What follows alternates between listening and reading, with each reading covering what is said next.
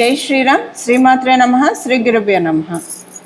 2026 సంవత్సరం జూన్ నెల 2వ తారీఖు నుంచి ఖగోళంలో ఒక ప్రత్యేక అంశం చోటు చేసుకుంటుంది.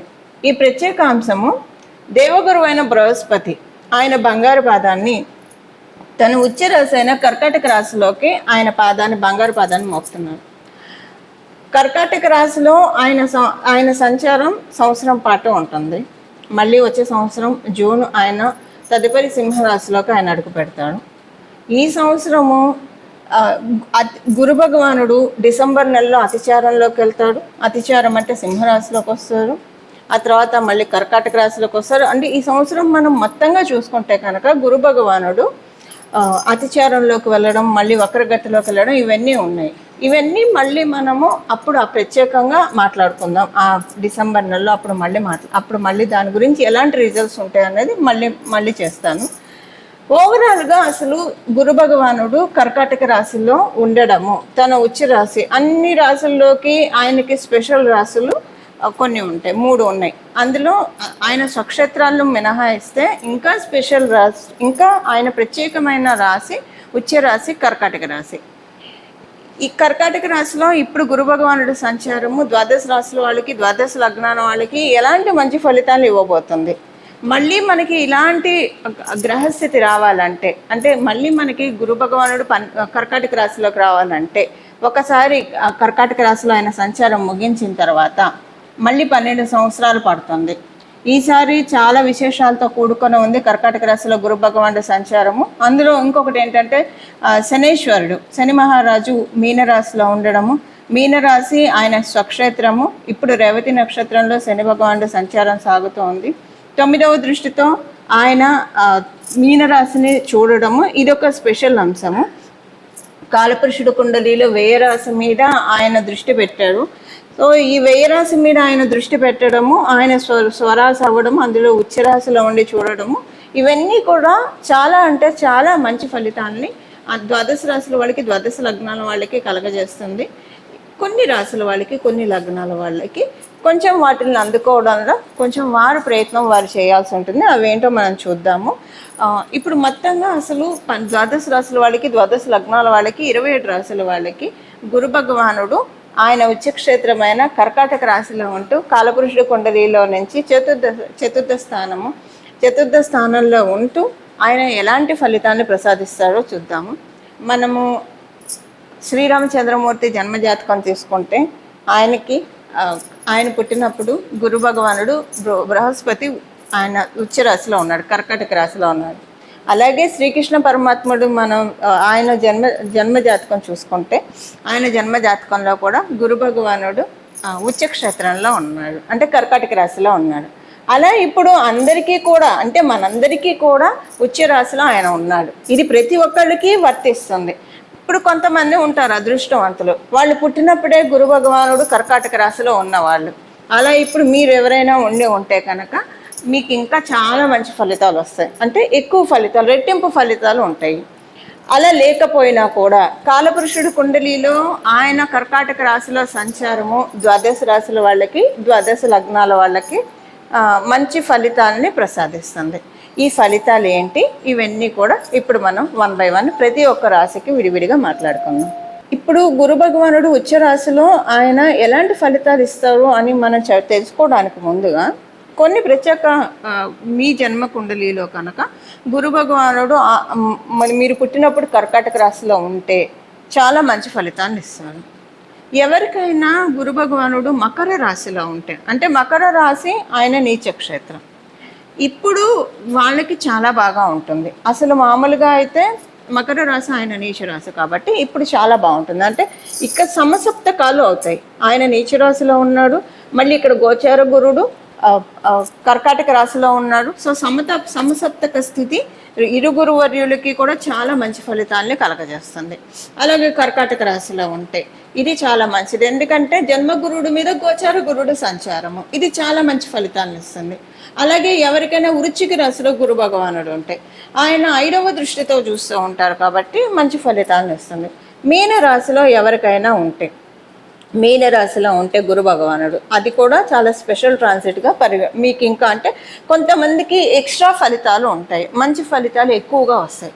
ఎవరెవరు అనేది ఈ స్థితిలో కనుక ఉంటే, అంటే గురు భగవానుడు మీ జన్మ జాతకంలో కర్కాటక రాశిలో ఉన్న, వృశ్చిక రాశిలో ఉన్న, మకర రాశిలో ఉన్న, మీన రాశిలో ఉంటే ఇంకా ఇది మీకు చాలా స్పెషల్ గోచారం అని చాలా స్పెషల్ గోచారం, ఎక్కువ మంచి రెట్టింపు మంచి ఫలితాలను ఇస్తుంది.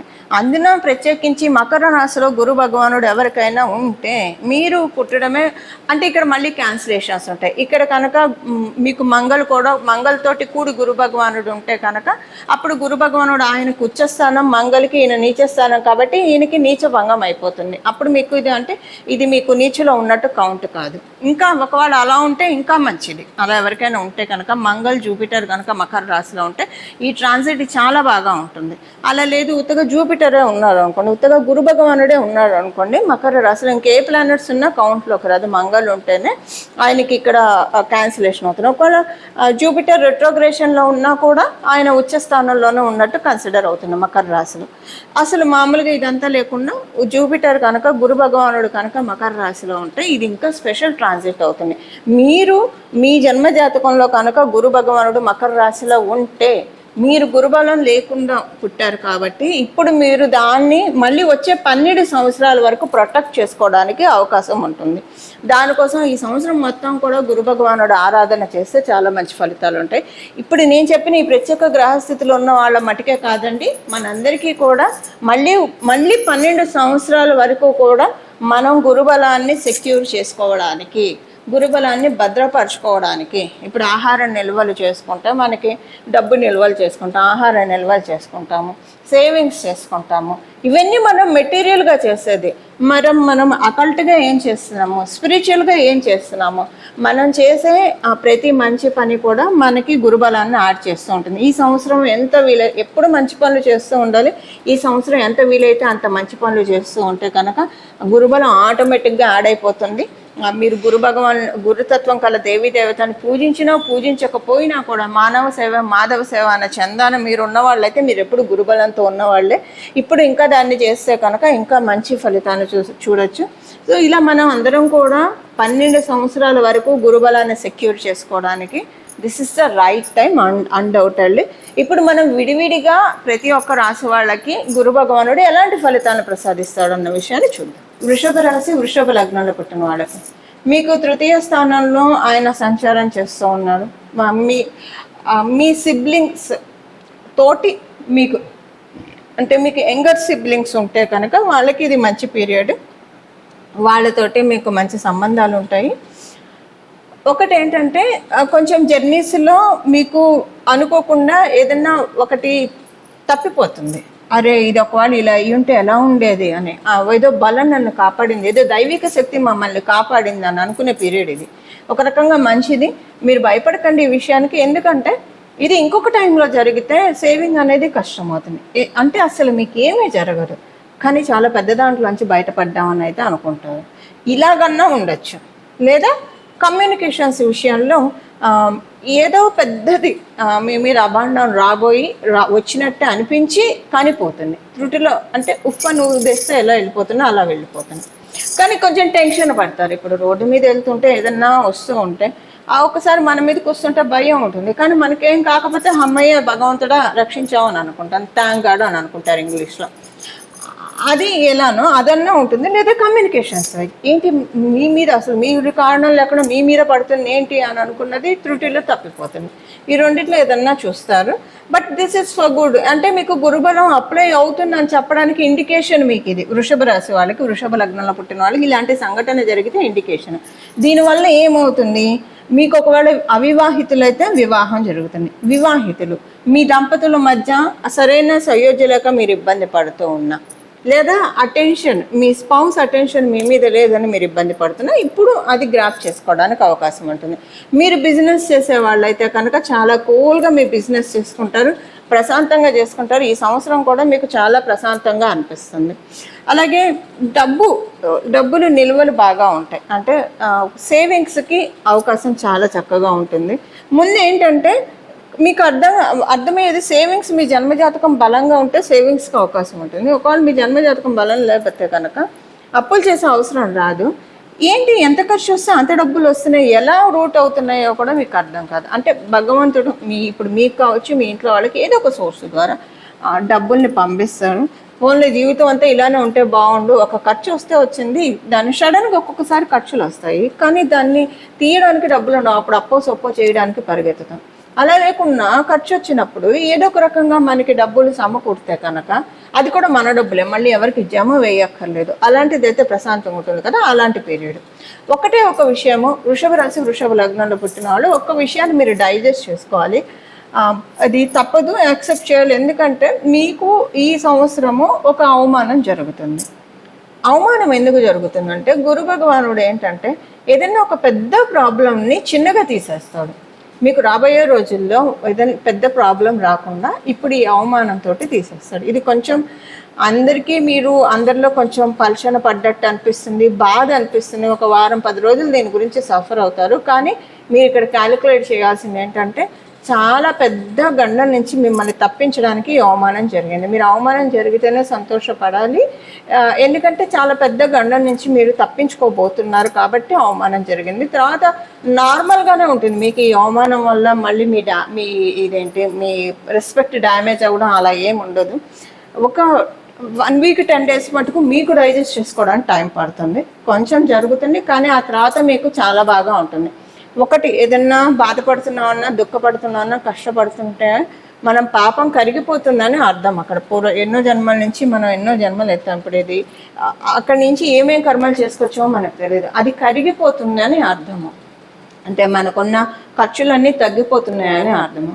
సో ఈ తత్వంతో కొంచెం పాజిటివ్ యాటిట్యూడ్ తోటి కనుక మీరు దాన్ని అవమానాన్ని అసలు అవమానంగా పట్టించుకోకుండా ఈజీ గోయింగ్ వెళ్తే మీకు అసలు ఆ బాధ కూడా ఉండదు. బట్ మంచి ఫలితాలు అయితే మీకు అవమానం జరిగిన వితిన్ 6 monthsలో అది వస్తుంది. ఈ అవమానం ఎప్పుడైనా జరగచ్చు, ఈ 1 year లోపల ఎప్పుడైనా జరగచ్చు. కానీ అది జరిగిన వితిన్ 6 monthsలో ఏదైనా ఒక మంచి విషయాన్ని మీరు చూస్తారు. మీరు ఇది జరిగితే మీకు ఎంత తృప్తి ఉంటుందో అలాంటి విషయాన్ని మీరు చూస్తారు. ఇవి వృషభ రాశి వృషభ లగ్నంలో పుట్టిన వాళ్ళ ఫలితాలు చూశారు కదా. మీ రాశి వాళ్ళకి గురు భగవానుడు ఉచ్చ క్షేత్రంలో ఉంటూ ఎలాంటి ఫలితాలను ప్రసాదిస్తూ ఉన్నారు. వీటిని అందిపుచ్చుకోవడానికి మన వంతు ప్రయత్నం కూడా మనం చేయాలి కదా. ఎప్పుడైనా మన వంతు ప్రయత్నం మనం చేస్తే ఫలితాలు రెట్టింపుగా ఉంటాయి. అవి వచ్చేవి వస్తూనే ఉంటాయి. కానీ మనం కూడా మన వంతు ప్రయత్నం అవి అందుకోవడానికి చేస్తే కనుక వాటిల్ని మనం ఇంకా ఎక్కువగా విడిచిపెట్టుకోవడానికి అవకాశం ఉంటుంది. గుర్తుపెట్టుకోండి, 12 సంవత్సరాల దాకా మళ్ళీ ఇలాంటి గ్రహస్థితి మనం చూడలేము. ఇప్పుడే మొదలైంది కాబట్టి సంవత్సరం పాటు ఉంటుంది.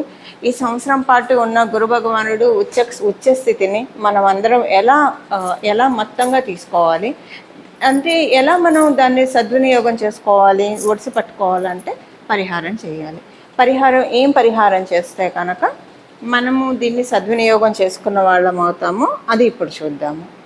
గురువుల ఆరాధన, మెయిన్గా గురువుల ఆరాధన ఈ సంవత్సరం అంతా కూడా ఆశాంతం కూడా చాలా మంచి ఫలితాలను ఇస్తుంది. మీరు ఏ గురు రూపాన్నైనా ఆరాధించండి. అమ్మవారు గురు రూపంలో చూస్తే సరస్వతి అమ్మవారి రూపంలో ఉంటుంది, రాజశ్యాముల అమ్మవారి రూపంలో ఉంటుంది. దక్షిణామూర్తి శివుడు జ్ఞానాన్ని ప్రసాదిస్తాడు దక్షిణామూర్తి స్వరూపంలో.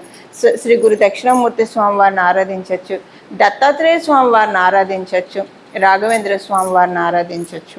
కృష్ణ మందిర జగద్గురు, మనకి కృష్ణుడు కూడా, కృష్ణ పరమాత్మ కూడా జగద్గురువు. సో ఆది గురువు శంకర భగవత్పాదులను ఆరాధిస్తారా లేదా సాయిబాబాని ఆరాధిస్తారా, మీ ఇష్టం. ఏ దేవీ దేవతలనైనా సరే ఈ సంవత్సరం మొత్తం కూడా గురువు సమానమైన దేవీ దేవతను, గురు సమానం కాదు, గురుతత్వాన్ని సూచించే దేవీ దేవతలను ఆరాధిస్తే కనుక చాలా మంచి ఫలితాలు వస్తాయి.